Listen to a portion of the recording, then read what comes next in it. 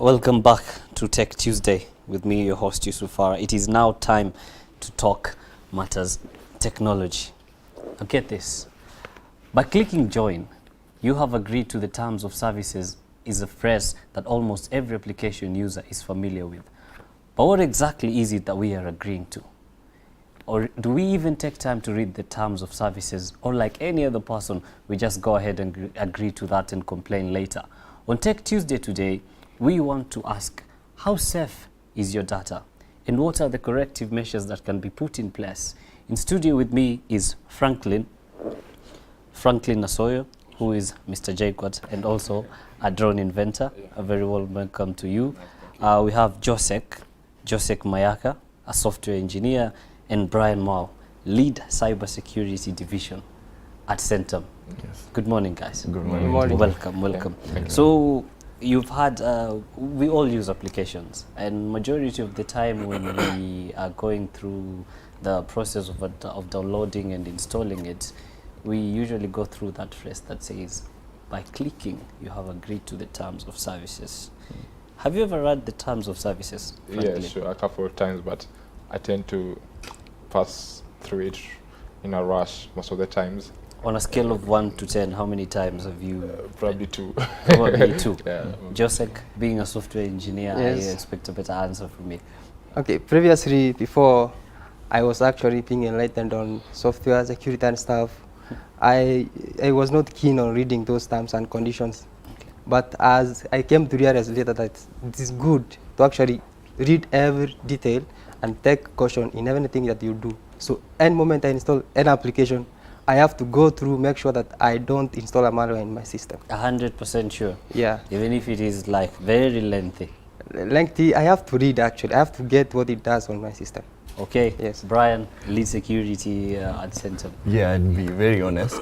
1 year ago, I wouldn't read the policy, the terms and conditions. I always kept on, you just download the application, then you're up to using the application without reading anything. But after I joined, I ventured into cybersecurity now, and also being a developer of an application that is already being used by 13,000 users. That is the Ajiri application that was launched by Centum Investments 2 months ago. We did the terms and conditions. So by the time we were uploading our terms and conditions is when I realized, wow.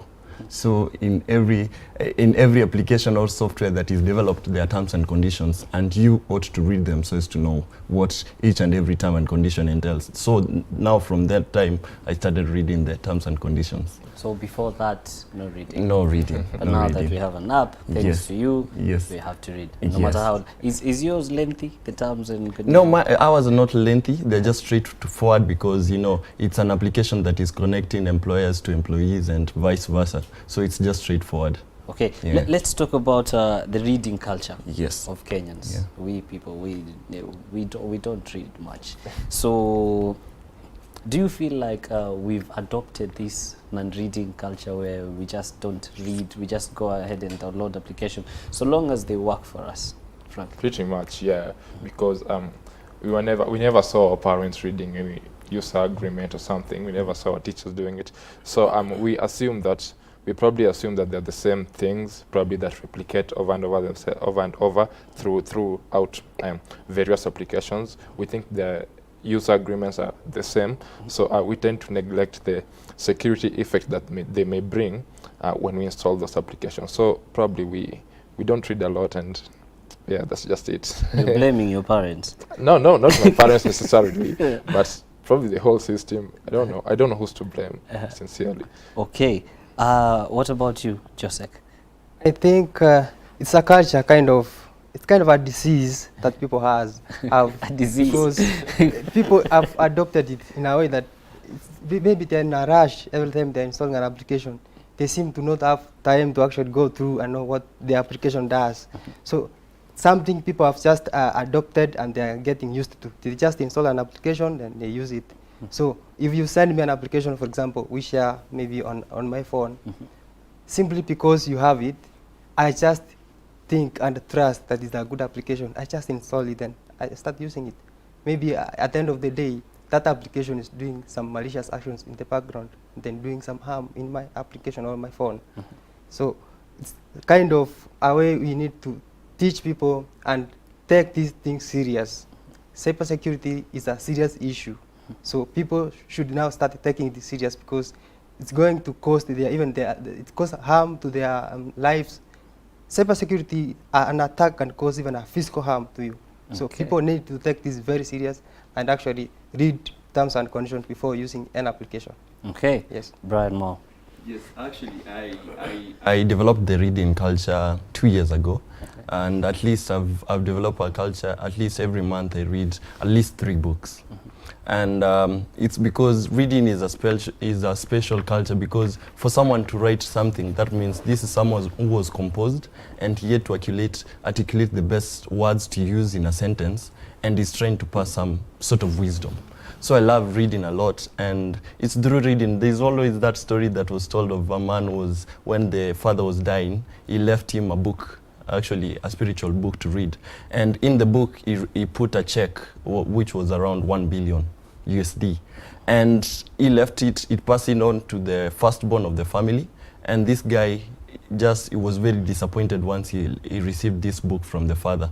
So he didn't end up reading the book, but years later he became sick and he was almost dying. That's when he realized, my dad passed on to me a spiritual book, let me go cross-check and read it. So as he was going through the pages trying to find which verse to read, is when he found a check in the spiritual book that was 1 billion USD. And you see, if this guy had the reading culture, 10 years before that, he would have gotten this money and invested and kept on growing rich and rich. But because as Africans, we don't like reading. That's why we like importing everything. We like relying on the West to give us application, relying to the West. Because these guys, they don't sleep. They're always reading and finding ideas. It's through reading where you will become creative and innovative. So $1 million USD poor because he didn't read. Yeah. Wow, such an interesting story. So what are the risks involved in not reading these software agreements? The risks involved come with the owners of the applications have your data, yeah, and they can say if the end user agreement allows them to use the data for anything else, then they can use your data to maybe perform malicious functions. And probably there are other applications, third-party applications probably, that have been built with malicious intent here. They probably want to obtain your credit card information or something. So with that, if they have access to your phone, that means they can get credit card information from your phone. And once someone has your credit card number, you know what can happen, yeah? You get, it's been maxed off or something, like your bank account has no money and you don't know where it goes. So there are a lot of risks that come with that. Yeah. You spoke about physical harm, Yes. Josek. Yeah. Please expand. Say, for instance, I think last year you heard of Saudi Arabian chemical plant was hacked. That plant uses a software system. Now, if it is hacked and someone tampers with the malfunctions of the system, it will explode and cause harm to people. Okay. Yes. Nice. Brian, Yes. risk involved? The risk involved in not reading the terms and conditions. Once the terms and conditions are only put there for you to be able, once, to use the application rightly, and then also to be able to know what are the permissions that this application gains, or to what level of access does this application gain from your device. So it's out of you reading, you'll get also to know what's the mind of the developer of this application and what is the intentions. Okay. Yeah. Now get this. Excuse me. Maybe to use a recent example, the Face app that is common, that has actually the gone face up viral craze. online. Yes. Yes. If you read through the conditions, terms and conditions, statement number 5, what was it saying? Yeah, it was actually the fifth statement in the application, this app, Face app. It says that once you upload the photos on the application, or once you use the application, they have the authority to use your photos and to sell you that face, because actually, at the end of the day, what the application is meant to do, it's meant to make you look maybe 30 years older than your formal age. So that means that this person that you've made through the application does not exist. So that gives them the authority to use your face and your details that you've been able to upload, because at the end of the day, you don't exist, that person doesn't exist. So Kenyans have been using the application. Go to Russia, you'll find their faces there doing adverts and all that. Well, okay, now get this. This is from the FinTech Times on March 14th, 2019. Facebook was involved in a scandal that allowed companies to use personal data that compromised data privacy and policy. 2016, 32 million Twitter users had their passwords hacked and leaked. And in 2017, another breach of accounts or compromise. So the question really is, very quick, is our data safe? Okay. To an extent it is, because there are funds that regulate how these applications use your data, yeah? You've heard of Cambridge Analytica, yeah? They're like a head firm that controls regulations with permissions and everything. So they tend to find these companies. Like last year in July, a year ago, Facebook was fined €500,000 for not complying to its end user agreement with the users. The TikTok, have you heard of TikTok? Yeah, it has been recently fined, I don't know, this month or something, $1 billion or something, because it leaked children information. So to an extent it is, but there are people with malicious intent always. Yeah.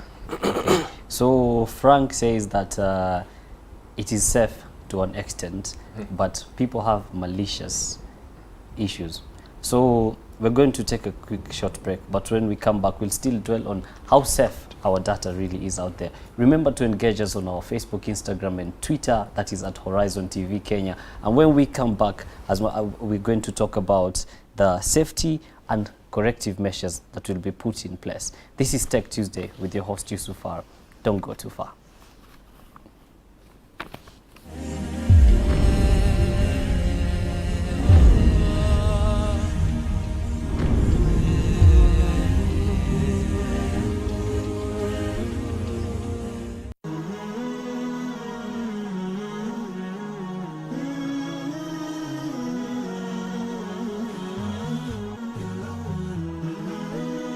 Horizon TV, the beacon for the nation.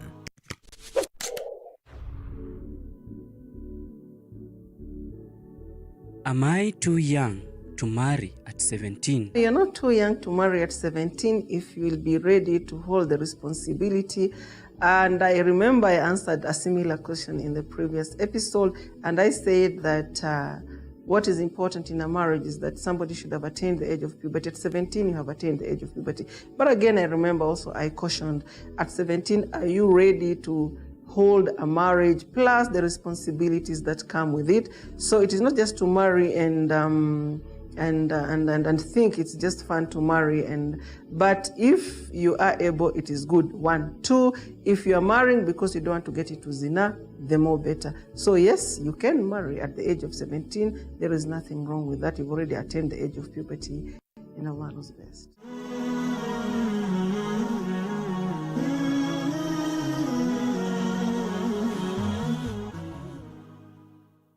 Abu Najma with kids. We learn Quran. We learn Quran. We learn Quran. We learn Quran. We learn Hadith. We learn Hadith. We learn Hadith. We learn Hadith. We learn the du'as. We learn the du'as. We learn the du'as. We learn the du'as. We love a prophet. We love a prophet. We love a prophet. We love a prophet.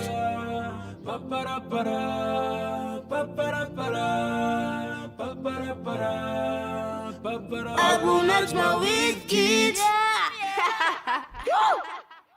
Abu Najma with kids. We learn Quran. We learn Quran. We learn Quran. We learn Quran. We learn Hadith. On the next episode, kuna baadhi ya vizee siku hizi waliiyadhu billah, lakini yapo mzee miaka 60 70 iwazunguko, unamuona pengine ana vijisichana vidogo vidogo miaka 6, 7, ana vitoto vya miaka 10, 20, anaitwa sponsor.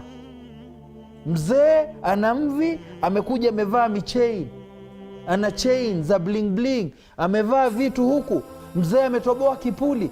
Hii si mzee ana hikma, huu ni mzee mpuzi. Mzee ana hikma ni yule wa kuelekeza vijana barabara ambayo kwamba ni nzuri.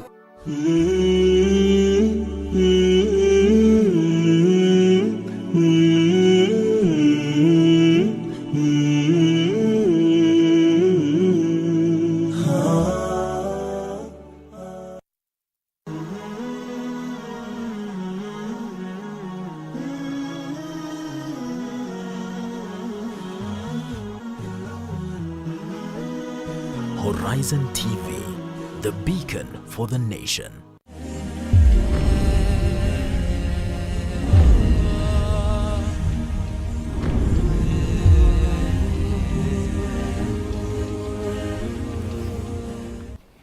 Ahlan wa sahlan wa marhaban viewers wherever you're watching us from. This is Tech Tuesday. I'm still Yusuf Farah hosting the show with very brilliant minds, Franklin, Josek and Brian. These people have a very amazing insight. And before we went on the break, we were talking about the safety of our data. And here's an interesting question, Josek. Someone says, as a normal citizen, I have nothing of interest to the hackers. Why should I be worried of being hacked? I think it has reached a time that people should realize that cybersecurity is not tech people's concern. We all live in the cyber world. There are two different worlds of the physical world where we are in, and the virtual world, the digital world that is. And the digital world is wild. Anything you do there is permanent. It's forever you do there. So any normal citizen should be concerned, because as a hacker, if I get your information, you might not be the final target. Maybe say you are working in the company X, and then you are a cleaner there. So the moment I get into your account, I'll be able to get other persons in the company who are of my interest now, the people of my target. So your information you give on social media, you talk of social media hygiene, the kind of personal detail you give. You find people, they post their phone numbers, their ID numbers, their visual names, where they live, home address, work address. I mean, just at the click of a button, I get to know everything about you. There's nothing that I cannot find from online. So I'll urge the people to actually be selective on what they post on social media. So the moment I get such information, remember, if I have your ID, I have your phone number, I have your email, there is nothing I cannot get. I can be able to access your account, for example. Say if I have your email, from your email I can get a lot of information. Then maybe I call your bank and maybe request them that I have lost my bank details. Can you change some information? The security questions obviously are your ID number, I give them. Full names, I give them. Primary phone number, I give them. At the end of the day, I've owned your bank account. Okay? Now, you might not be the target person. There's an MD in your company. Then from your email, I can communicate with your MD. Say I'm the financial director. I send your MD an email requesting him to send information about maybe bank details, prompting him to give some sensitive information. There I get the information of my target person, the head of the department, for example. And there I'm good to go. I can be able to access the account and do some malicious action in the background. Okay, so Brian. Yes. In terms of data safety, Yeah. is our data safe once we upload it on the web? I'd say you cannot assure that the data is safe while it's uploaded on the cloud, because you never know who sits in between to intercept the data that you're sharing or the data that you're receiving, because there's something we call the man in the middle. Man in the middle just simply means there's always someone listening, there's always someone watching in between when you're transacting your businesses. So I think data security, about how secure the data is while posted online, should be, it's always a challenge to the person who is hosting the data or the person who is providing the services. That's why in Centum under Tribus TSG, That's where now cybersecurity sits in Centum Investment.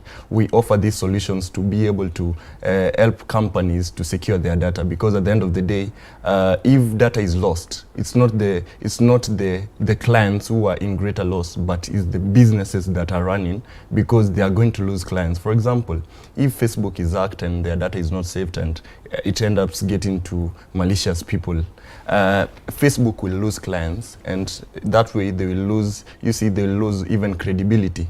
Talk of banks. Banks, they hold people names, their ID numbers, where they stay, their account balances, their payrolls. Imagine they lose all this data. That means reputation of this bank is in question marks, is in trouble. And now that's how now we come in as the cybersecurity department to be able to help companies secure their data while online. That's why it is something that both companies and the companies that we are offering such services, we have to always work together.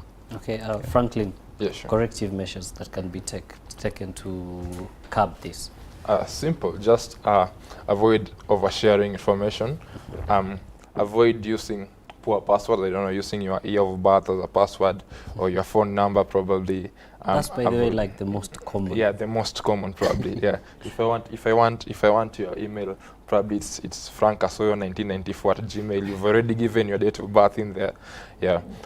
Avoid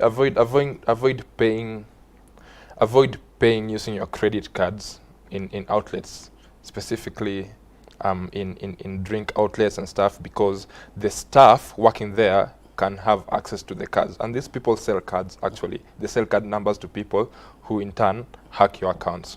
So it's the simple things. When connecting to a public network, your computer asks you whether or not it can share information inside your computer to the public network. Most people click yes, Yeah. which is really no their fault if anything is hacked. Yeah. So be secure when connecting to a public network.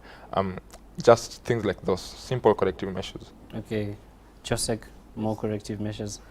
Be selective, as in take extra caution on what kind of information you share online. Don't share too much information to the public that can be used to maybe hack you. Yes, and also use anonymity. Don't be so taken by the word and you post everything. I'm going there at this moment. I'll be there. The location you pin, even you use the GPS. You'll pin the location where you are. Try to have some privacy. Yes. Okay, Brian, Yeah. there's this thing that majority of us Kenyans do. Yes. You go to a place, you see Yeah. there's free Wi-Fi. Yeah. You Automatically. just click join. You Yes. go to a matatu, Yes. free Wi-Fi. You join. Mm. By joining this free Wi-Fi, these networks, are we selling our information in any way, or this is safe for us? Yeah, as a precaution that is always given, rule number one in the cyber world. Once you see anything free, run away from it. Even be it an application that is free on the Play Store, run away from it, because where resources are free, they must be benefited from you. Yes. They must be taking something away from you. So it's always advisable, once you get to these matatus and you get to maybe hotels and you find there's free Wi-Fi access. If you have to use the Wi-Fi, maybe you can connect using a tablet that doesn't have much of your data inside. But most of the time we don't talk around with tablets. It is our phones, which is like the one thing that Yes. we never leave. Yes. And contrary to people who are tech knowledgeable, Yeah. I just get into a matatu and I see free Wi-Fi. I mean, this is something that I can use. Yes. Because I want to update. Yeah. Maybe when I'm seated there, I hear something nice. I want to post, or maybe I want to snap, and there's free Wi-Fi. I mean, why shouldn't I? So this is what happens actually. If I'd go to the street to offer free Wi-Fi and I take it as an investment opportunity, what I'll be doing there, I'll be harvesting data. I'll be letting people to connect to my Wi-Fi. And then I'll get to know when people get online, what are they searching? What sites do they visit? And using this data, I'm able to do what we call data analytics. You just analyze what people like sharing, what people like visiting, and you can use this data to sell to companies, telling them, we found that between the age in Nairobi, between the age of 18 and 25, they are the most people who use matatus, and once they access internet, they're always on Facebook, Instagram, Twitter, sharing. So with that, you're able to build up data. So the best thing that I would tell people, it's always good to enjoy free things, but before you enjoy the free things, take precautions, because they might be getting something more. Okay. Yeah. Yes, I like to add what Brian has said. Actually, there's nothing like free. Remember, there's a guy who sat down, developed the systems. It is not for free. There's something he wants in return. So when you talk of free Wi-Fi, actually, I'll encourage people to avoid free Wi-Fi at all. Unless it's a Wi-Fi that you know and you trust. Because the moment I set up a Rogi Wi-Fi on hotspot, the moment people connect, I'll be in their network. And in a minute, I'll be having their data. So the moment you see a free Wi-Fi, think before you connect, because that's it can be an honeypot. We call it an honeypot, where you lure people to connect and then you get the information. If I know that this guy is maybe some coffee house somewhere at this point, I'll go there, set a free Wi-Fi, the phone connects automatically, then I'll be in your phone, I'll get information, your details, and I'm gone. You have been enjoying your free Wi-Fi, and then I have been in your phone, in your system, getting information. Okay. Yes. Brian, you want to add something? Yeah, I wanted to add on something. And who are the most people who are affected? Because you see, at the end of the day, free Wi-Fi, I might have free Wi-Fi, but why would I need to target people using Matatu? But now, whenever you get free Wi-Fi in maybe a conference, high-level conference, shy away from that free Wi-Fi, because whenever you find yourself in such a conference, that means everyone around you is a great person. They have something that they are hiding, and they have something that has made them to be where they are. So these are the locations which are used by malicious people to put those honeypots. And for example, Kenya just hosted the trade fair last week. So during these conferences, a malicious person can go there in KICC and put a free Wi-Fi hotspot. It gets all the data of all our ministers. And you see, this is someone who has critical data that can affect the nation. So always avoid free Wi-Fi. Franklin, Yes. why do you think hackers mostly target social media platforms? All right. Just like Brian said, what they want is data to analyze, to get to know what you do on your phone, what apps you use mostly, pretty much what you do, So if they are able to get that, and you have this whole set of data, and they sell it to a firm, let's say Google, Google will benefit with that, because Google is trying to build an artificial intelligence system that only gets better if it is fed by data. So they're constantly yearning for data. So that's why social media is a really nice place to get data on people, because it's where everybody floods their lifestyles and everything they do. So if I become a social media user, how do I safeguard myself from such? Can you answer that? Okay, I'll first respond to the first question and add to what you said. Yeah. When you spoke of social media target by the hackers, see, previously thugs used to use guns to rob you, but currently they use your information to rob you. So you find, for example, Facebook currently has 2.38 billion users, registered users. So this is where the information is. This is where the information of the people is. So hackers, they have to get access to the social media where people have posted their information. They use that information to hack these people. So I encourage the people who use social media to be careful. For example, they can get a link, pop-ups when you're on social media, prompting you to give some information, play some game. You want to install some game, and in the process, it prompts you to give in your information, give your full name, ID. But that's a fetch point whereby it is fetching your information, harvesting your information, sending to the back to the bad guy who is at back there reason and waiting for your information. So we should be careful online on what kind of links we click. For example, if you find a link that has no S, usually we have HTTP. And if you find a link that has HTTP alone, mostly those links are holding and they're housing malwares. Okay. HTTPS is security for S is for security. So any link that has S, at least you can trust that link because it goes through scanning through security stuff, then back to your phone. Okay, so Yeah. I believe all of you guys are on social media, Yes, Facebook, yes. Instagram, and Twitter. Yes. So my question would go to Brian. Yes. Now that you're a tech guru Yeah. and you're on social media, how Yes. do you safeguard yourself? How do I safeguard myself? Yes. Of course, on my Instagram, I like posting photos for people to see where I am and what I'm doing and what I'm up to. And also on my Facebook, I like motivating the young guys back in Makueni County and also in my nation to see that we can grow and become great people in this nation, having the right morals and still also give back to the society. So what I normally do, I try not to be real time.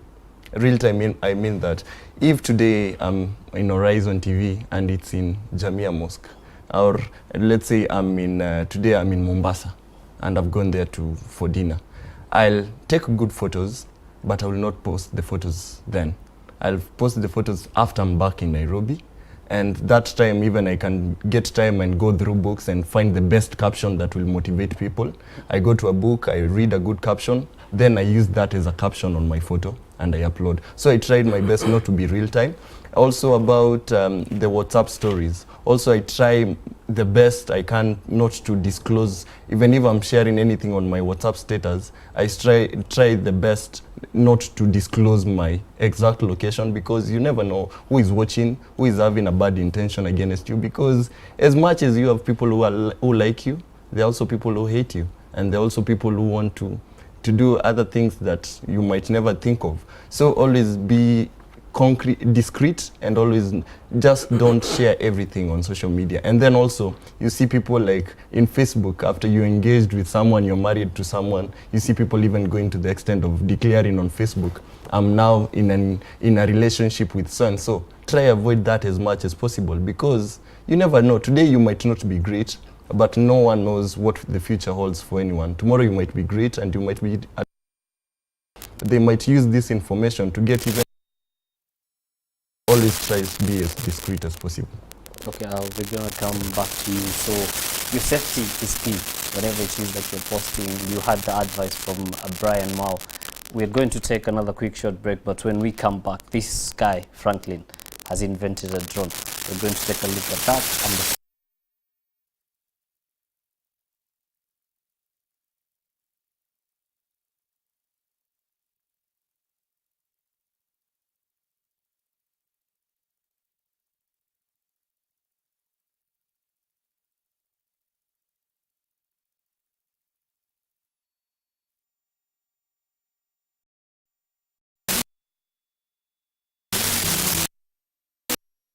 Horizon TV for the nation.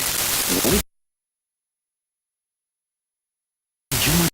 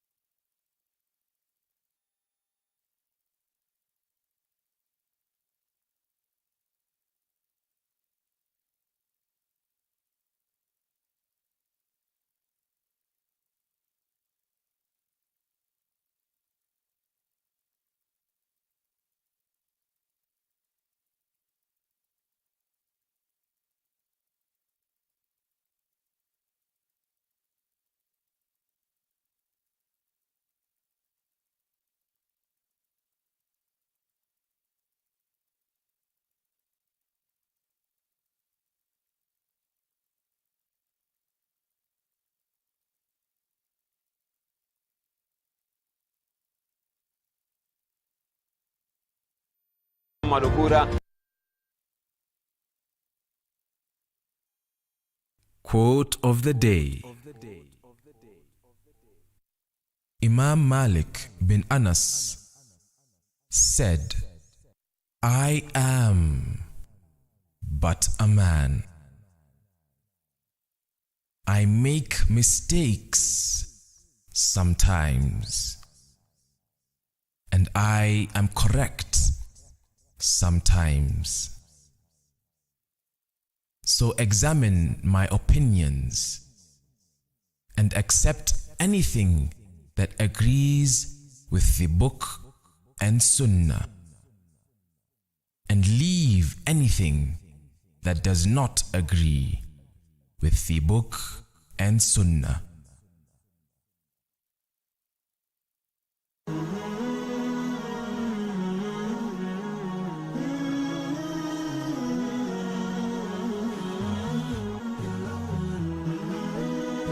Horizon TV, the beacon for the nation.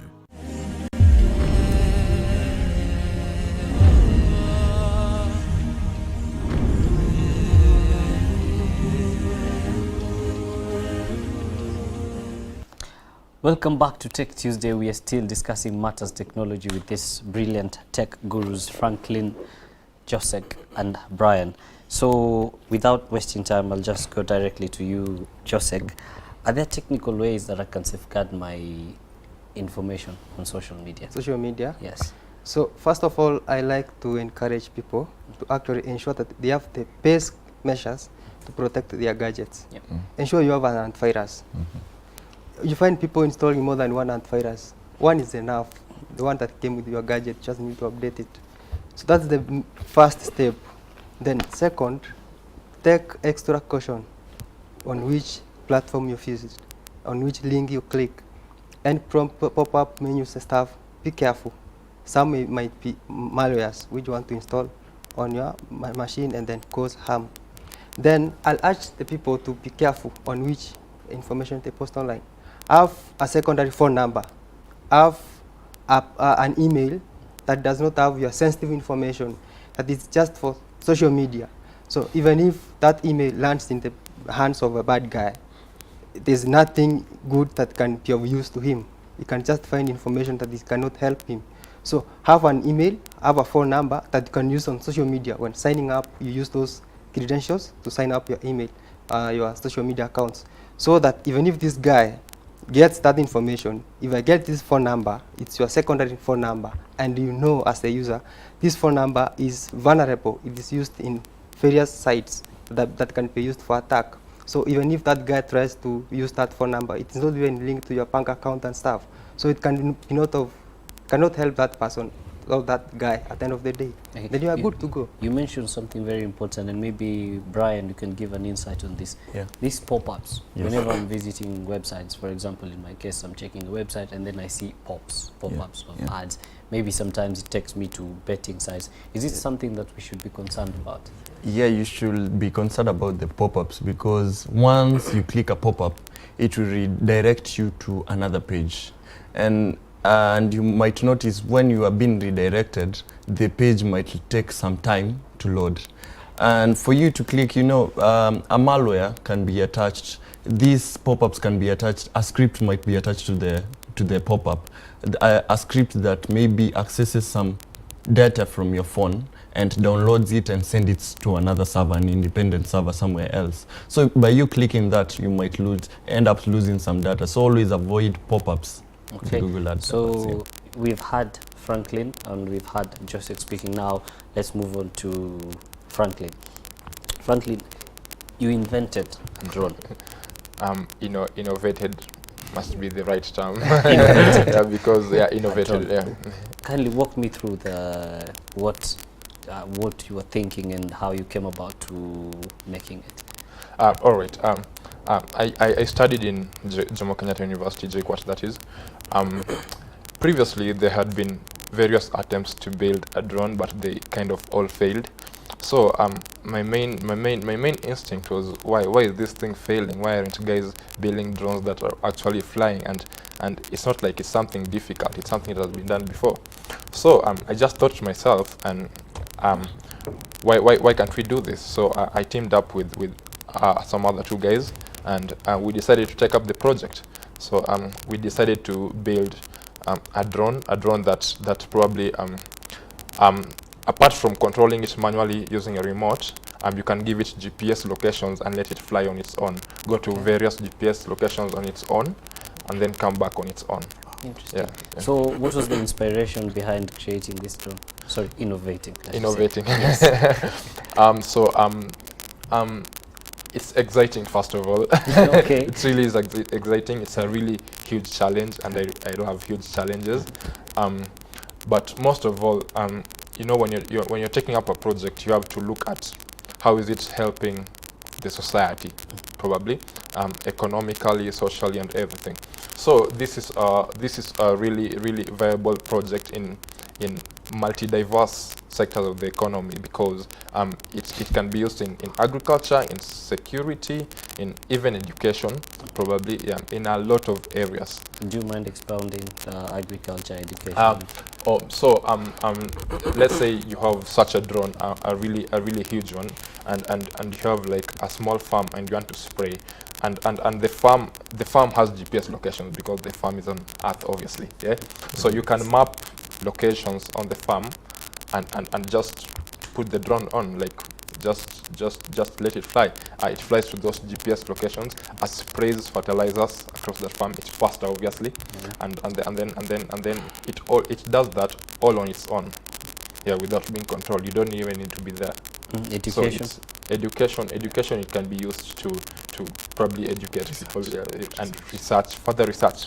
Probably, Okay. yeah. So when usually before inventing something, you've identified a problem in the area, and you want to solve it. Yeah. So what problem did you identify?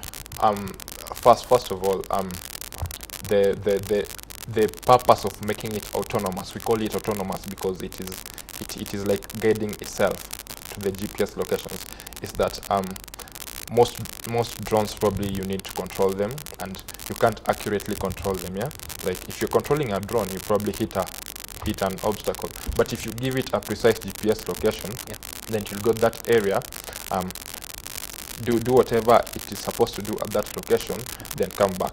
So let's say you want to surveil something, and it's like 2 kilometers away, so you just give it the location, it goes surveil something, then comes back on its own. Okay. Yeah. Joseph, Yes. you had a question Yes. about the drone. Yes. Please go ahead. I'm impressed because actually I usually see Russia and those developed countries trying to come up with drones, and I'm excited that my friend here is doing something great. So when you talk of a drone, I believe this uses sensors, the software. What kind of software did you use? Since it was a project, and we have a limited budget, so we had to use things that are already in place, so it's technical kind of. Do you know an Arduino? There's something called it's just technical stuff. So you use an Arduino, you code it using maybe C and C++, and that you pair it with a flight controller. It's getting technical. A flight controller, you pair them up, and with the sensors you integrate them, then it becomes whatever you want it to become. So the moment I give it coordinates, it can be able to evade obstacles, go to the location, and then come back. If it is an object, it can take a different route, then come back to the exact location. It avoids obstacles. Yes. Yeah, because there's obstacles, obviously, and also you can specify the height at which it's supposed to fly. So probably if you have trees around and they're like 2 meters tall, you can maybe make it fly to a height of 3 meters, probably. And give it the locations. Okay, Brian, you have something you'd like to? First, I'll say that's quite an innovation, and I love innovation. Actually, in Centum, that's what the short time I've been with Centum, and I'm continuing to live in Centum. That's what we embrace. We like embracing talent and innovation, because at the end of the day, innovation is the dream and is the future. And seeing this, why import if they were able to build up a drone at a small budget? Why don't we invest in such projects and build our own, and we sell our own? And actually it will be cheaper. Drone, I think it's around 150. The cheapest you can get is 150,000 Kenyan shillings. I believe they used less than that to build the drone. So it's quite a talent. Okay, so speaking of building our own and obviously working with our own, what are your future plans now that you've innovated a drone? Probably scale it up much higher, because as you can see, it has wires all over, cables all over. So probably getting a good industrial setup or a laboratory that can help us fabricate things that will make it much smaller, because obviously technology is much of it is making things smaller and make it more efficient. And probably just market it to. I'd like for the government to embrace such, because it's such a good technology. And if you're looking at the first world countries, they're embracing it. So probably push it further and get investors, because they don't have the money to invest, obviously. So yeah, so pretty much. Brian, Yeah.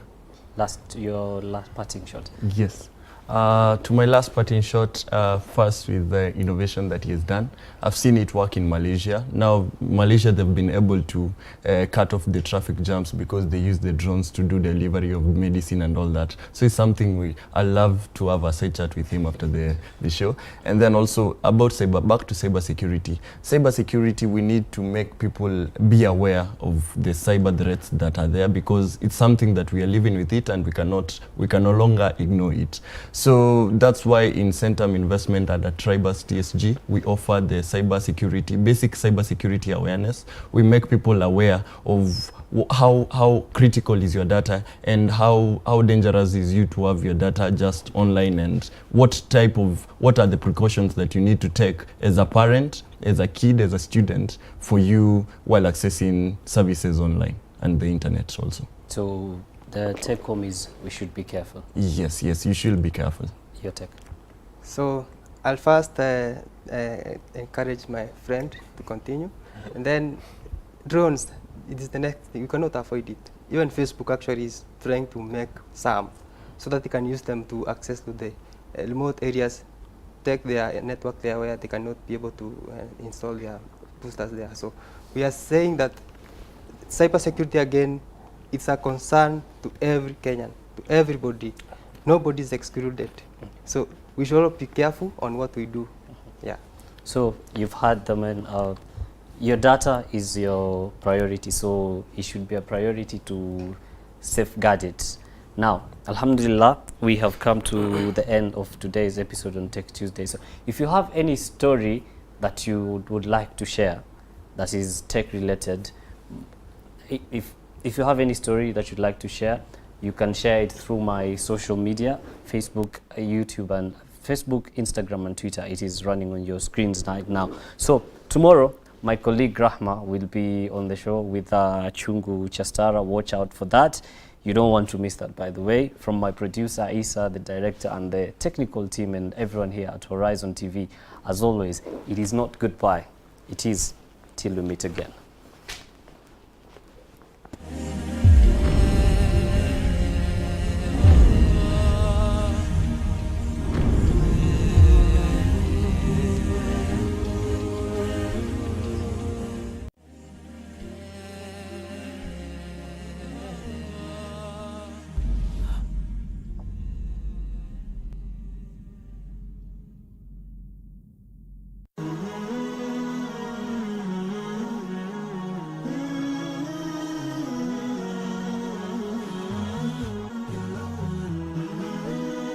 Horizon TV, the beacon for the nation. Wake up to exciting mornings every day. Active Jumatatu with Mohammed Obura. Tech Tuesday with Yusuf Farah. Women issues all about women with Rahma